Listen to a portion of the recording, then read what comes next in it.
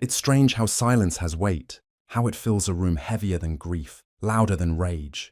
I remember that Thursday afternoon, a quiet one, the kind that feels suspended in air, when my phone rang, and in less than a minute, my entire life fractured cleanly down the middle. I was sitting at my kitchen table, a half-empty coffee cup next to my laptop, the kind of cup you forget you're drinking from when you think life is still stable. I saw her name flash across the screen. Sarah, my fiancée, my soon-to-be wife. Her voice was flat, measured, like someone reading a statement they'd rehearsed too many times. David, I need to tell you something. I'm moving in with Anthony. We're having a baby together.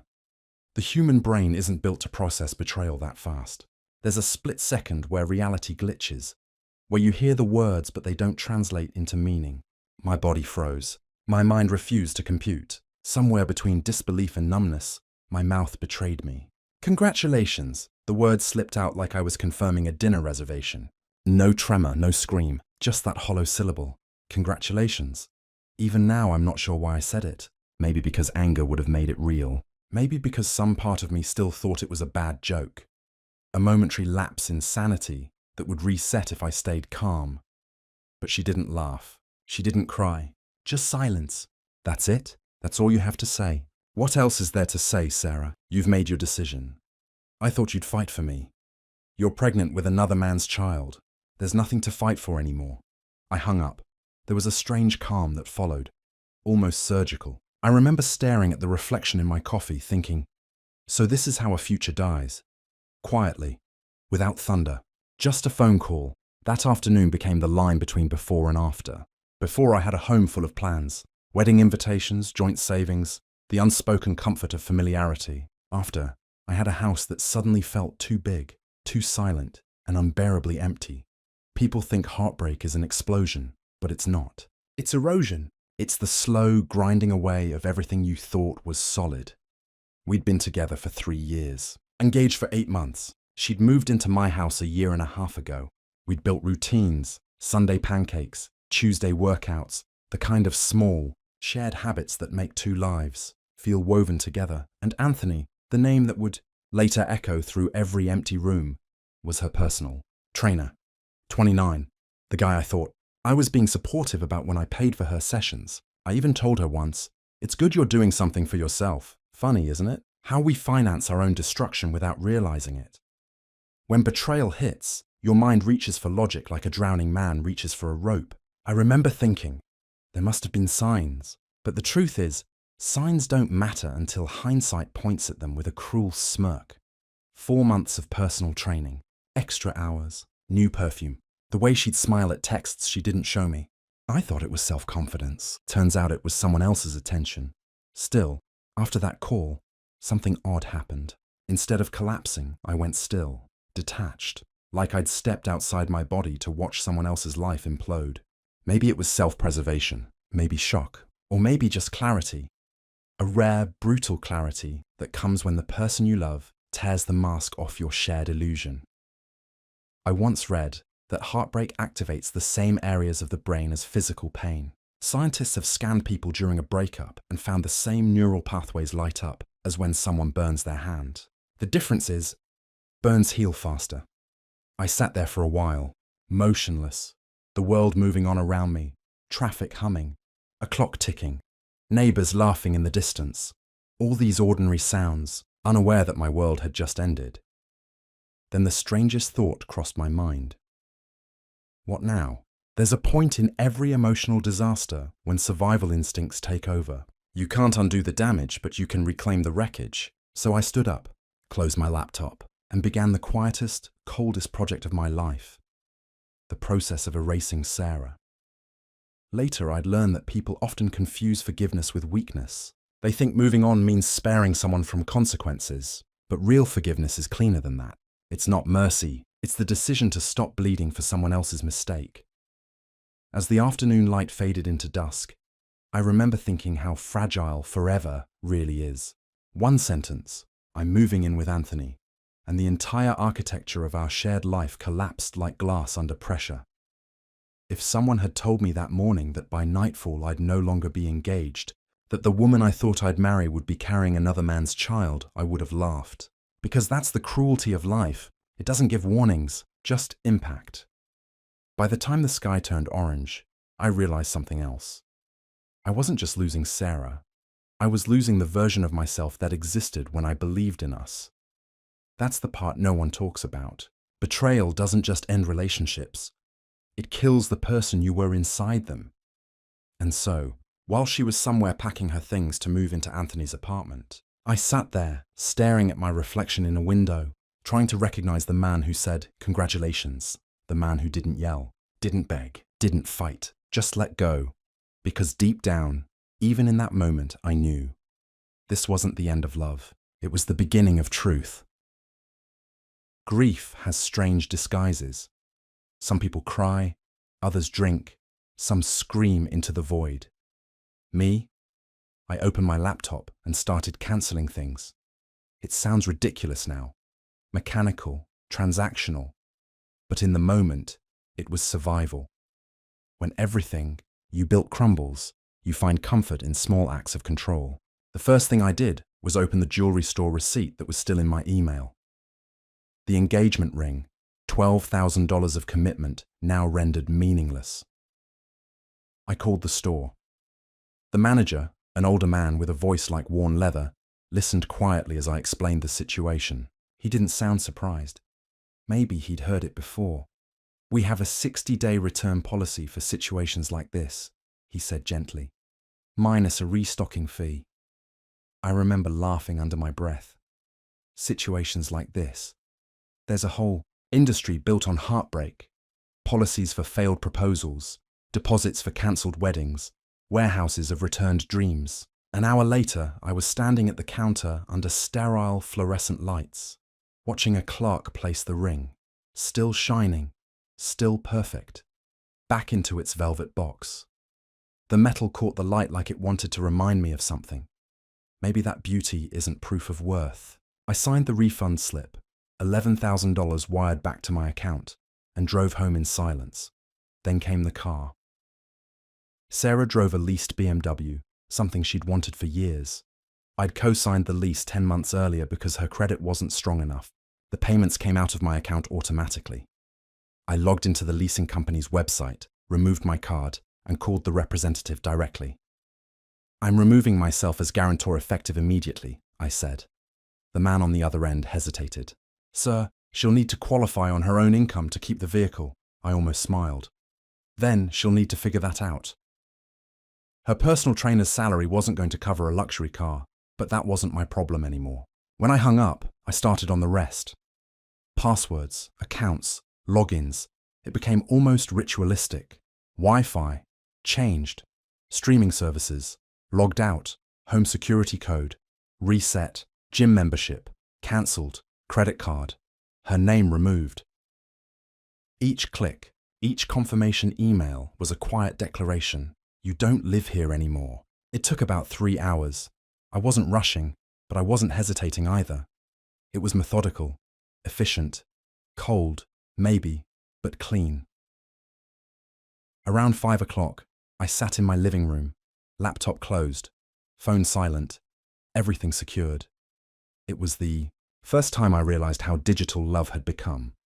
2 lives intertwined through passwords, subscriptions, and shared accounts. Unraveling it felt like unspooling the DNA of a relationship. The house was painfully quiet. No scent of her shampoo, no hum of her playlist echoing from the kitchen speaker. Just me, the ticking of the wall clock, and the faint mechanical hum of the refrigerator. That's when the first wave hit. Not anger, not sorrow, but disbelief. It's surreal when you realize that the person who knew every inch of your life, who knew your coffee order, your childhood stories, the way you smiled half a second before you laughed, is now a stranger, not even an enemy. Just gone. I remember staring at the engagement photo still on the mantel, her laughing at something I'd whispered, sunlight in her hair, my arm around her waist. We looked real, and maybe we were for a while. But that's the thing about betrayal. It doesn't just destroy trust, it rewrites your memories. Every happy moment becomes suspicious in retrospect. I thought about something I once read in a psychology journal. After betrayal, the brain undergoes a form of cognitive dissonance. It tries to reconcile the person you loved with the person who hurt you. The two can't coexist, so it creates confusion. That confusion often masquerades as calm. Maybe that's what I was, confused into serenity. There's a social phenomenon people don't talk about enough: emotional accounting. When relationships end, especially those entangled with money, people start doing math, not on spreadsheets but in their heads. How much did I give? How much did I lose? Was it worth it? Love becomes a balance sheet. That's what I was doing that night without realizing it. Not out of bitterness, but as a way to make sense of things. Because logic feels safer than grief. Outside, the sky was turning violet, the kind of evening where everything looks softer than it really is. My phone buzzed once, a work email, and I ignored it. Somewhere out there, Sarah was packing her things into boxes. Maybe she was excited, maybe she was terrified. Either way, she was gone. I looked around the house, our house, and saw it differently for the first time. The throw blanket on the couch was one she'd picked. The plant by the window was one she'd bought. Even the scent of vanilla candles was hers. The domestic artifacts of love become ghosts after a breakup. You can't throw them away immediately. That would make it too real. But you can't bear to look at them either. So they just haunt you. I sat back, closed my eyes, and tried to remember when things started to shift. Maybe it wasn't the personal trainer. Maybe it was long before that. The gradual erosion of intimacy disguised as routine. The comfort that turns to distance. The smiles that don't reach the eyes anymore. No one cheats out of nowhere. There's always a crack before the collapse. At 6 p.m, I poured myself another cup of coffee. Halfway through, I realized it tasted bitter. Not because of the beans, but because of everything else. That's when the doorbell rang. I froze, the mug halfway to my lips. The timing was impossible. 6 hours since that call. I stood, walked to the security monitor, and there she was. Sarah, mascara running, 2 suitcases at her feet, crying. The image felt cinematic, almost cruelly poetic. The woman who had destroyed my future now standing in front of my locked door, asking to be let back in. I didn't move at first, just watched her through the camera, a ghost on the doorstep of her own undoing. Outside, it had started to drizzle. The streetlights flickered on. I could see her mouth forming my name, but I couldn't hear it. There's something deeply symbolic about a locked door. It's more than wood and metal. It's a decision. I took a deep breath, walked over, and turned the handle halfway, keeping the chain latch in place. The sound of metal scraping metal felt final. "David, please, we need to talk. What is there left to say?" "Anthony." He kicked me out. I stared at her, rain glistening in her hair, her expression a mix of panic and disbelief. "That sounds like an Anthony problem," I said quietly, "not a David problem." Her tears mixed with the rain. "You can't just cut me off like this. I can't get into any of the accounts. The car payment declined. My gym membership's cancelled. You said you were moving in with Anthony. Those are Anthony's responsibilities now." She looked stunned. "Please, just for tonight, until I figure things out." "No, Sarah. You made your choice this morning. You chose Anthony. I'm respecting that choice." And then I did what felt like the hardest and most necessary thing of my life. I closed the door. The click of the deadbolt echoed louder than any scream could. For 10 minutes, she banged on the door, cried, begged, yelled, then silence. The kind of silence that feels like peace disguised as heartbreak. There's a particular kind of quiet that follows a storm. The kind that doesn't soothe but unsettles. That was my house after I closed the door on Sarah. The sound of her crying outside slowly faded, and what was left was the echo of choices. Hers, mine, ours. For a long time, I just stood there, hands still on the lock, staring at the wood grain of the door, as if it could tell me whether I'd done the right thing. There's no satisfaction in moments like that, just the heavy stillness of reality settling in. Outside, Rain tapped gently against the windows, soft and persistent. Inside, the coffee on my table had gone cold. The air smelled faintly of damp air and the perfume she'd left behind. That floral vanilla scent that once meant home. Now it smelled like loss. I sat down again. Same spot, same cup, same everything. Except now the world felt hollowed out. It's strange how fast your identity reshapes itself after betrayal. That morning I was a fiancé, a future husband, a provider. By nightfall, I was a man alone, staring at a door that separated him from everything he'd just lost, and everything he didn't want back. My phone buzzed on the table. Unknown number. I didn't answer. Instead, I opened my notebook, the one where Sarah and I had written ideas for our wedding. Guest lists, venues, a honeymoon we'd never take. I flipped through the pages slowly, one by one, our handwriting intertwined on the paper. Two people who had once believed in the same story. I tore the pages out, folded them neatly, and dropped them into the trash. There's no ritual for unloving someone. You just start deleting evidence that they existed in your plans. Around 7 p.m., the rain stopped. Through the window, the street looked washed clean, like nothing bad had happened at all. That's the cruelty of the world. It keeps moving, even when you can't. 6 hours earlier, Sarah had told me she was leaving to start a new life with another man's child. 6 hours. That's all it took for her new life to collapse. And now she was somewhere out there, wet, stranded, the consequence of her own haste settling in. I thought about opening the door again. Just for a second, the part of me that still remembered her laugh, her warmth, whispered, "She's scared. Be kind." But another voice, quieter, steadier, said, "No." She made her choice. Let her live with it. That was the one I listened to. I've learned something since that night. Compassion and weakness can look the same when you're standing in the middle of heartbreak. One saves you, the other destroys you. That night, I chose to save myself. Around 9 p.m., I poured a drink and sat by the window, the faint reflection of my own face staring back. I thought about the future, not hers but mine, and how it was suddenly blank. Blank, but maybe that was good. Maybe blank meant possible.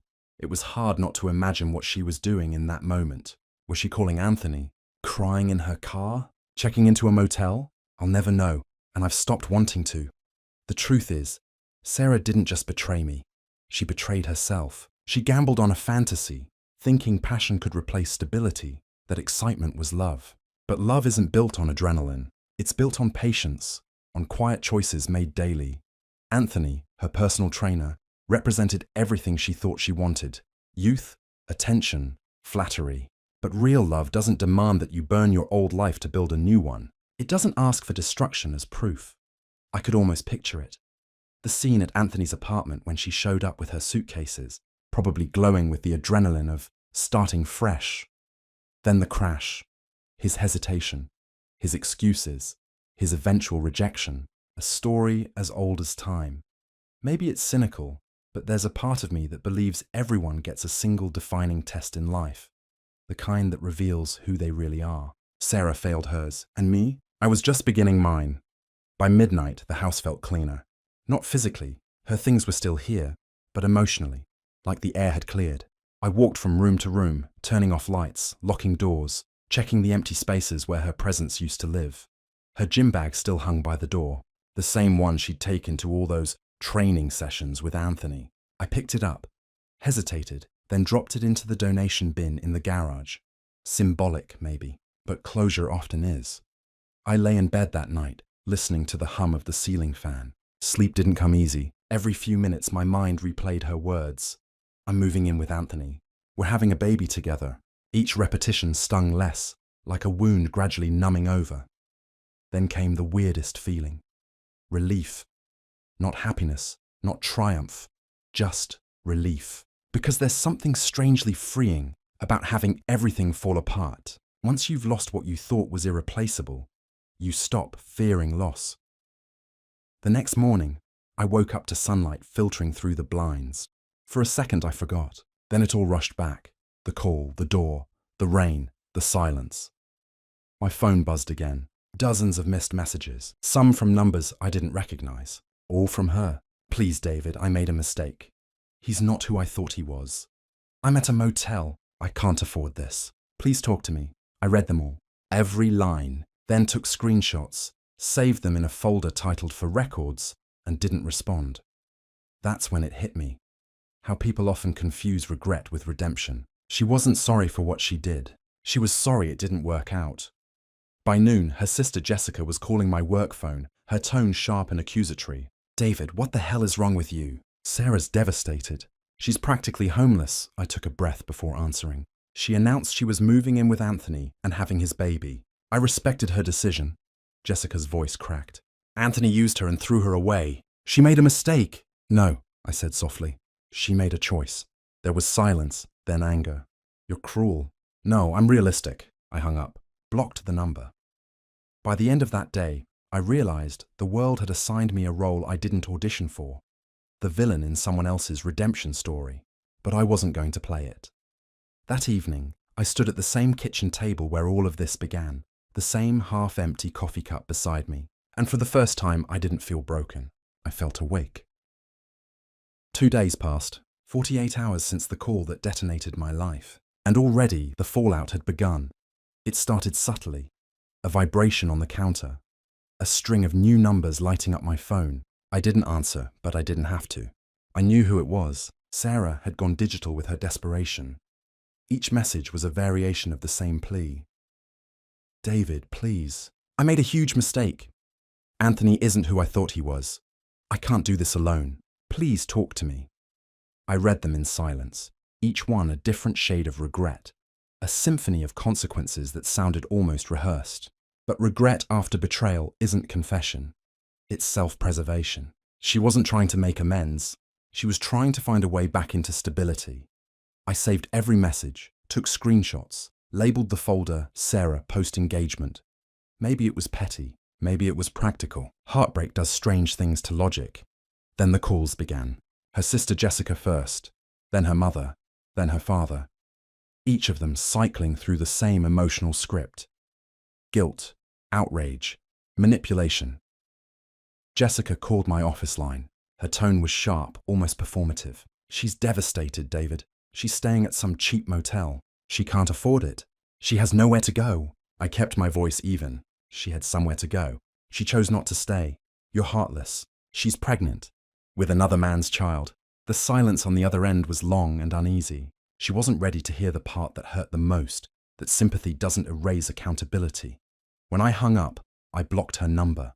It was becoming a pattern. Their voices blurred together, each of them trying to rewrite the story so that Sarah was the victim and I was the executioner. That night, her mother called. Linda, a kind woman once, though now her voice carried a sharpened edge of accusation. David, I'm ashamed of you. She's carrying a child and you threw her out like garbage. I took a long breath. Linda, Sarah announced she was leaving me for another man and having his baby. I didn't throw her out. She left. But she changed her mind. She realized she made a mistake. That's not changing her mind. That's facing consequences. There was a pause. The kind where you can almost hear the truth struggling to breathe through denial. She needs stability right now. She's scared. She's still your fiancé. She was, I corrected softly. Now she's Anthony's responsibility. You're heartless. I'm practical. I hung up, not out of anger but fatigue. There's only so much sense you can make to people who refuse to see reality as it is. When I put the phone down, I looked around the living room. It was quiet again. Peaceful. The kind of quiet that doesn't ask for explanation. And then, the irony.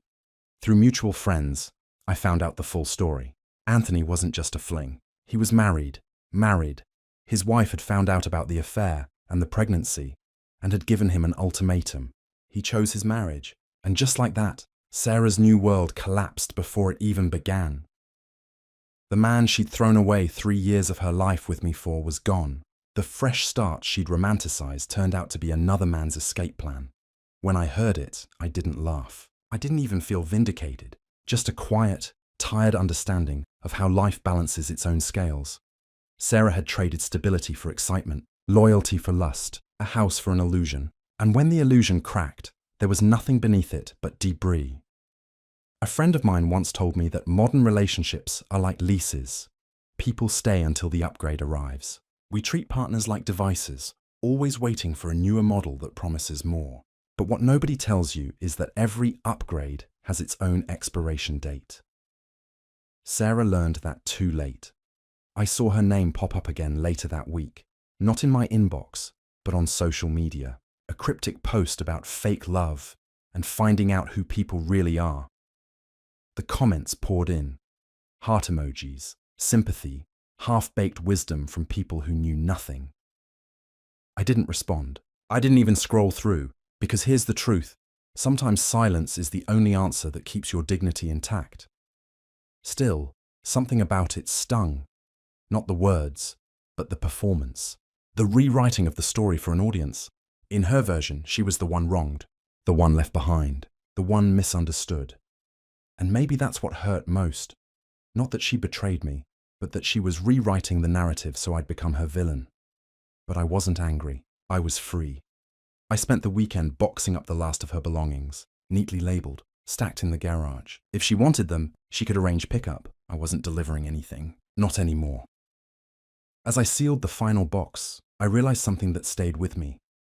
When you stop trying to rescue someone who chose to drown, peace feels like betrayal to them. But to you, it feels like air. That night, I sat on the couch, my couch now, mine alone, and turned on the TV. I didn't watch anything, just let the glow fill the room. For the first time in weeks, I felt something close to calm. It wasn't happiness. It wasn't closure. It was the quiet acceptance that comes when you realize you've already survived the worst of it.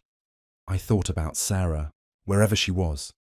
Maybe at her parents' house, maybe in some motel, maybe still hoping Anthony would call. And for a moment, I almost felt sorry for her. Almost. Because behind all her choices, all her chaos, was still the same woman I once loved. The same laugh, the same eyes. But love doesn't excuse betrayal. It only makes the loss deeper. So I whispered something to the silence that night. Not for her to hear, but for me to believe. You made your choice, and I made mine. And for the first time, I didn't feel like I'd lost something. I felt like I'd escaped it. A week later, the story finally surfaced. Not through her, but through whispers, mutual friends, fragments of truth pieced together like a crime scene. Anthony wasn't just married. He had 2 children. The new life Sarah had thrown ours away for wasn't a dream. It was an affair built on borrowed time and borrowed lies, the kind that burns hot, fast, and inevitably to ash. It turns out his wife found everything, the messages, the photos, the hotel receipts. When she confronted him, he folded instantly. Classic coward's confession. Blame the other woman, promise to change, beg for forgiveness. Sarah went from being the one to the problem in the span of an evening, and as quickly as she'd moved out of my life, she was erased from his. That's how I found out. Through a mutual acquaintance over coffee. The words were delivered casually, like small talk. Hey, did you hear? Anthony's wife found out. Whole thing blew up. I stirred my coffee and said, I figured it would. There was a silence. A long one. Then, you okay, man? I nodded. Yeah, actually, yeah. Because by then the shock had worn off. The heartbreak had calcified into perspective. And perspective, real, cold perspective, is the most liberating painkiller there is. I wasn't angry anymore. Just curious. Curious about what happens to people when fantasy ends and reality steps in. From what I gathered, Sarah had tried to contact Anthony after his wife found out. He blocked her, changed his number, went full ghost. She went from love of his life to threat to his marriage overnight. I'd seen this pattern before, not with her, but with others. The adrenaline of the forbidden, the high of secrecy, the rush of validation. It's intoxicating, but every high comes with a crash. And when the dust settles, everyone's left staring at the wreckage, pretending they didn't see it coming. The irony? Sarah used to complain about people who cheated. She once told me, if someone cheats, it's because they're selfish. It's not about love. It's about power. And then she became the thing she despised. Proof that even self-awareness can't stop self-destruction. I spent that evening walking through the city. No destination, just movement. The sky had that bruised grey look before rain, the kind that makes everything smell like metal and memory. I passed by the cafe where we'd had our first date, the bookstore she loved, the park bench where she'd said yes when I proposed. Every place felt smaller now. Not because it changed, but because I did. It's strange. We think closure comes from conversation, from final words, from explanations. But sometimes closure is just a fact. She lied, he lied, and I survived it. That's enough. Later that week, she tried again. A message this time, short, fragile, written at 2:13 a.m. I'm so sorry, David. I don't even know who I am anymore. For a second, my thumb hovered over the keyboard. Part of me wanted to say something, to comfort her, to dissect what happened, to find meaning in the chaos. But that's the trap, isn't it? The moment you start justifying pain, you invite it back in. So I deleted the draft and turned off my phone. Sometimes silence is the only message worth sending. In the days that followed, her story spread. Co-workers, mutual friends, even her family started to piece together the truth. The sympathy she once commanded began to fracture under the weight of facts. People stopped defending her. The narrative shifted quietly, as narratives do when emotion fades and logic takes its place. And me, I didn't need to say a word. The truth has a habit of doing its own cleanup work. One night, I found myself lying in bed, replaying the last real conversation we ever had. Her voice calm, almost rehearsed. I'm moving in with Anthony. We're having a baby together. I remember the way she said it. No tremor, no guilt, just certainty. As if she was announcing a career move, not detonating a life. That memory used to hurt. Now it just fascinated me. Because people reveal their truest selves, not in crisis, but in confidence, in the moments when they believe they've already won. She thought she was walking toward a better life, but she was just walking off a cliff, and maybe that's the saddest part. Not that she fell, but that she never even looked down. I don't know if she ever understood the gravity of what she'd done. Not just to me, but to herself. Because betrayal doesn't end with the act. It lingers. It reshapes how you see the world, how you see love, how you see you. The truth had set me free, but it had chained her to consequence. I heard from a friend that she'd moved back in with her parents, that she was job hunting, trying to get her life together.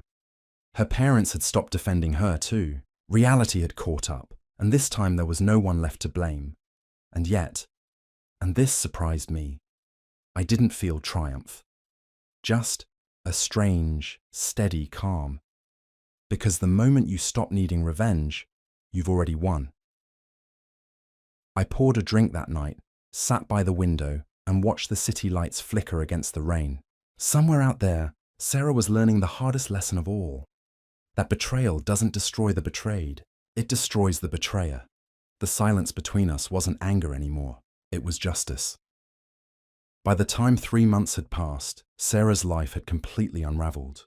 The woman who once glowed with confidence, who planned brunches and browsed wedding venues, was now sleeping in a borrowed car. Her social media full of cryptic quotes about trust, karma, and learning who really cares. The transformation wasn't dramatic, it was quiet, incremental. The way a candle fades, not with a gust, but with exhaustion. I heard about it in fragments. A mutual friend mentioned she'd lost the BMW, repossessed after the payments stopped. Another told me she'd tried to get her job back at the fitness center, but they'd already replaced her. Apparently, the manager didn't want drama around the clients.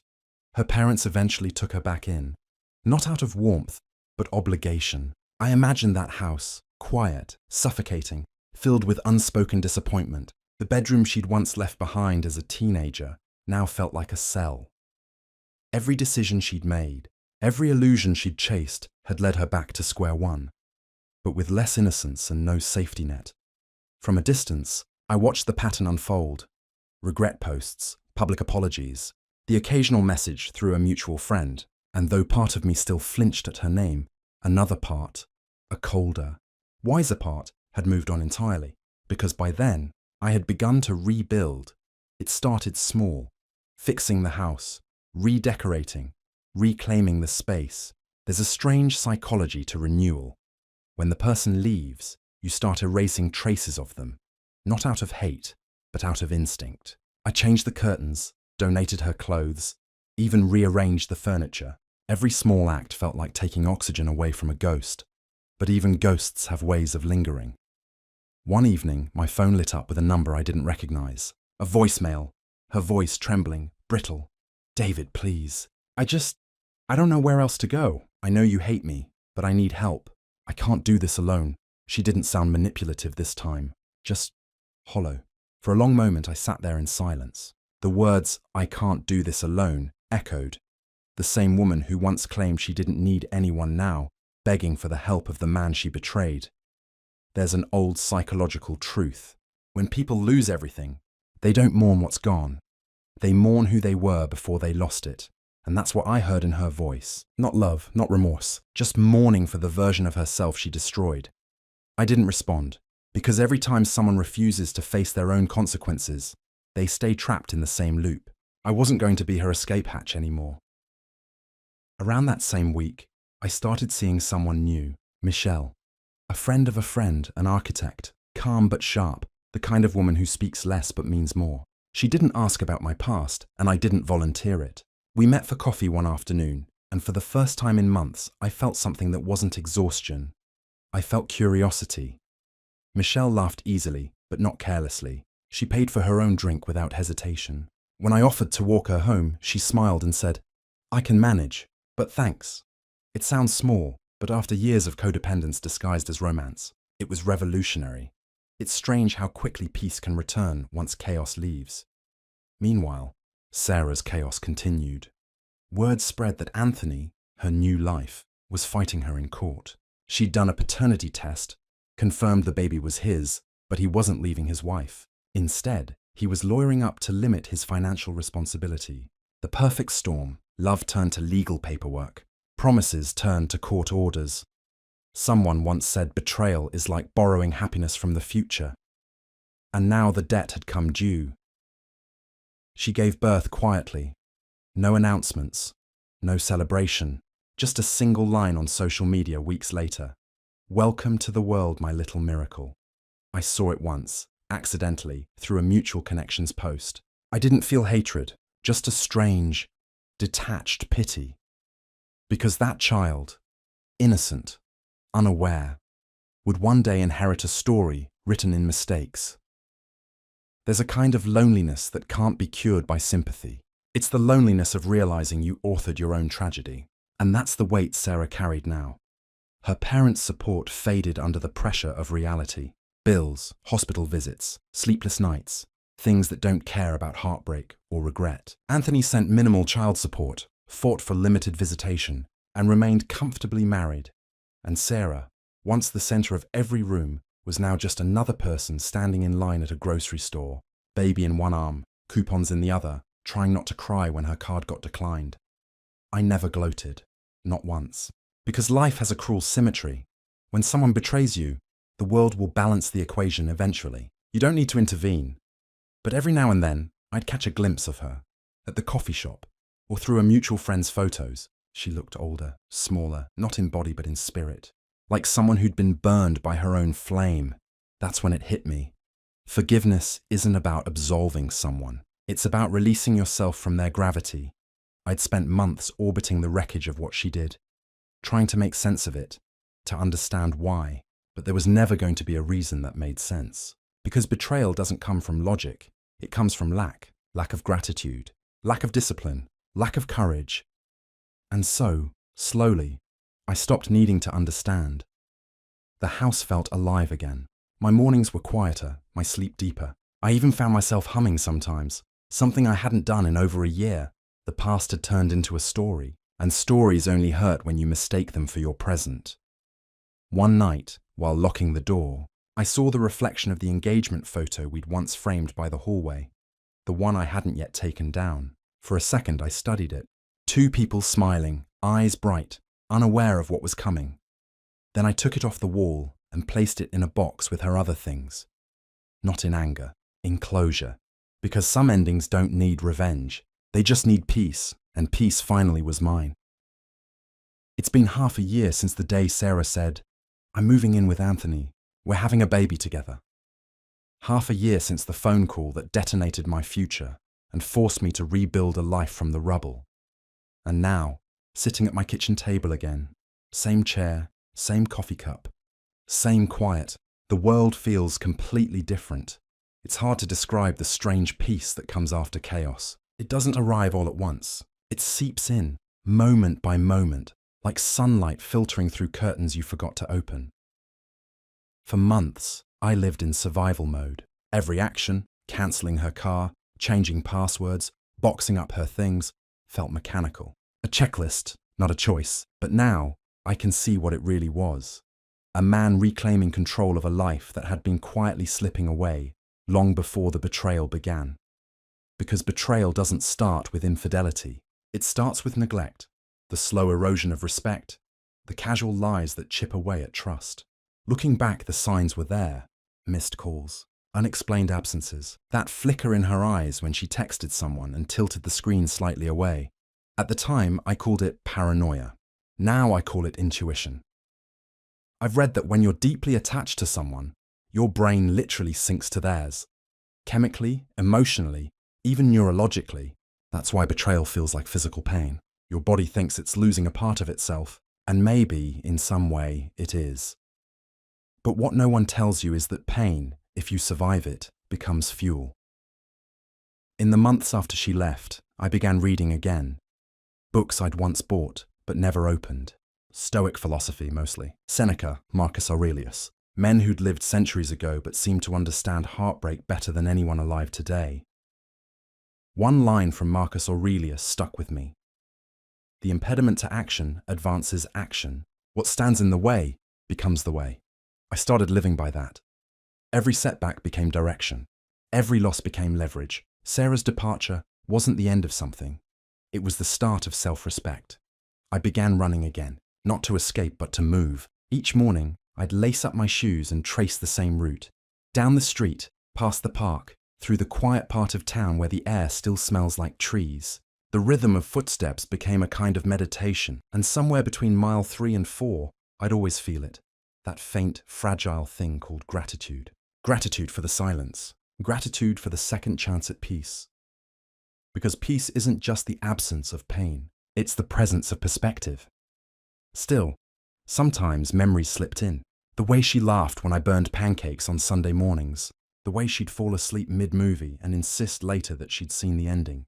They weren't painful anymore, just echoes. Like songs you used to love, but no longer play. One evening, I ran into her sister, Jessica, at the grocery store. She looked uncomfortable, caught between anger and apology. After a pause, she said, she's not doing great. It's been hard. I nodded. I'm sorry to hear that. She looked at me confused. That's it? You're just okay with all this? I smiled, not out of smugness, but understanding. I stopped wanting to be right a long time ago. She blinked. She thinks about you, you know. I'm sure she does, I said quietly. But that's not my burden anymore. And it wasn't. Because somewhere along the line, I'd realized something profound. Forgiveness isn't a gift you give to the other person. It's the key you use to unlock your own cage. That night, I opened my laptop and started journaling again. Not the angry kind of writing, but reflective. I wrote about what I'd learned from all of it. That trust is fragile, but resilience isn't. That loving someone doesn't mean losing yourself. That sometimes the person who saves you is the one who leaves you. There's a quiet truth in heartbreak that people rarely admit. It clarifies who you are. When everything is stripped away, the relationship, the routine, the illusion of permanence, what remains is you, raw and real. And what I found beneath all the debris was someone I hadn't seen in years. A man who didn't need someone else to define his worth. I didn't hate Sarah anymore. Hate requires energy, and I wasn't willing to spend mine that way. If anything, I hoped she'd find peace too. Not the comfortable, denial-based peace she used to chase, but the hard, earned kind that only comes from facing yourself. There's a quote I came across recently from a study in psychology about regret. It said that people don't regret mistakes the most. They regret refusing to learn from them. Maybe that's what separates redemption from repetition. As for me, I was finally learning. Michelle and I had grown closer by then. Slow, steady, no fireworks, just warmth. The kind of relationship built on conversations, not complications. Sometimes we'd talk late into the night about architecture or books or what makes people tick. And she said something once that I'll never forget. Maybe heartbreak doesn't break you. Maybe it breaks you open. And she was right. Because everything I'd been through, the betrayal, the loneliness, the rebuilding, hadn't destroyed me. It had refined me. I wasn't the same man who answered that phone call months ago. That man was waiting for happiness to come from someone else. This man had learned how to build it himself. When I think of Sarah now, it's not with bitterness, but distance. Her story isn't my story anymore. It's just a cautionary tale about how easily we can mistake excitement for love, validation for connection, and comfort for safety. I finished my coffee, looked out the window, and realized something simple but profound. Sometimes life doesn't take from you. It frees you. It's been a full year since that Thursday afternoon, the one that began with a phone call and ended with silence. A year sounds long, but pain and healing move in different time zones. For me, the months felt elastic, stretched, compressed, repeating themselves in slow, deliberate loops. Now, when I think about it, that day doesn't feel like destruction anymore. It feels like a line drawn in the sand. Before it, I lived reactively. After it, I started choosing. In the quiet of my rebuilt life, I've realized that betrayal is less about the act and more about the revelation. It shows you who people are, but more importantly, it shows you who you've become. Sarah's choices exposed more than her character. They exposed the parts of me that were willing to settle. The man who paid for everything, excused everything, tolerated the half-truths because he believed love meant endurance. But love without respect isn't endurance. It's erosion. And erosion is slow, almost invisible, until one day you wake up and realize there's nothing left to stand on. The irony is that, in destroying what we had, Sarah unintentionally rebuilt me. Every moment of her collapse, the car repossessed, the public humiliation, the hotel stays, the letters, became a mirror. Not of her failure, but of my rebirth. I started writing again. Not these long recollections, but real writing, stories, reflections, even short essays about human behavior and consequence. And to my surprise, people read them. They resonated, maybe because pain is universal, even if the details change. I wrote once, "There's no revenge more complete than a life lived calmly." It became my most shared line, and it's true. Revenge implies that the other person still matters. Peace means they don't. I've thought often about that coffee shop moment, months later, when I saw her struggling across the street, bags in hand, heavily pregnant, head down. There was a time when I would have rushed to help her, no questions asked. This time I just watched. Not out of cruelty, out of clarity. Because sometimes helping someone means not rescuing them from their consequences. I learned later that Anthony's wife divorced him after all. He lost custody, kept his job, and pays child support under court order. Sarah, meanwhile, still lives with her parents. She's raising the baby, a little boy, with limited support and a job at a local community gym. I don't think she's evil, just human. Flawed, impulsive, afraid of loneliness, desperate for validation. The same things that make all of us stumble. The difference is that some of us learn from it. When mutual friends mention her name, I don't flinch anymore. They say she talks about me sometimes, that she regrets everything, that she calls what she did the moment her life derailed. Maybe it's true. Maybe it's just something people say to feel better.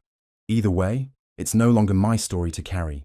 Life now is simple, peaceful in ways I didn't think possible. Mornings start with music and quiet coffee. Evenings end with laughter. Sometimes Michelle's, sometimes mine. Michelle once told me, "You can't measure someone's worth by how they love you when things are easy. You measure it by how they stand when life demands truth." And that's what I learned. Truth isn't loud. It's not emotional. It's steady. It doesn't chase. It doesn't plead. It just stands. I think about that every time I pass by a jewelry store, those bright glass cases filled with promises. It's strange, the way symbols of love can outlive love itself. But maybe that's the lesson. Not everything that shines is built to last. If you told me a year ago that I'd be grateful for what happened, I would have laughed. But now I am, because loss, if you survive it, becomes wisdom. And wisdom, if you accept it, becomes peace. I don't know if Sarah ever found peace. Maybe one day she will. But as for me, I've learned that closure doesn't come when someone apologizes. It comes when you finally stop needing one. And so, every morning, I pour a fresh cup of coffee, sit by the same table where it all began, and whisper quietly to myself, "Thank you for leaving."